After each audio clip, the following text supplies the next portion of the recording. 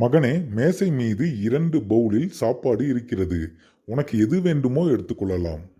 ஓ அப்படியா, எனக்கு இதுதான் வேண்டும். ஆஹா, என்ன டாடி, சாப்பாட்டு கடியில் 2 பீஸ் இருக்கு, உங்களுக்கு மட்டும்? நான் தான் முன்கூட்டியே சொன்னேனே, உனக்கு எந்த சாப்பாடு வேணுமோ நீயே செலக்ட் பண்ணிக்கோன்னு. நீ தான் அதை செலக்ட் பண்ண, நான் என்ன பண்றது?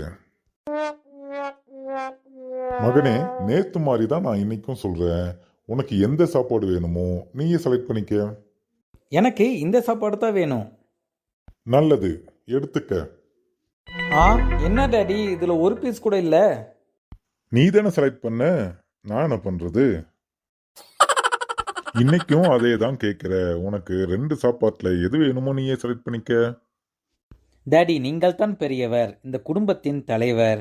நீங்கள் எது செஞ்சாலும் எங்களுக்கு நல்லதான் செய்வீங்க. அதனால் நீங்களே செலக்ட் பண்ணி கொடுங்க, நான் அதையே சாப்பிட்றேன்.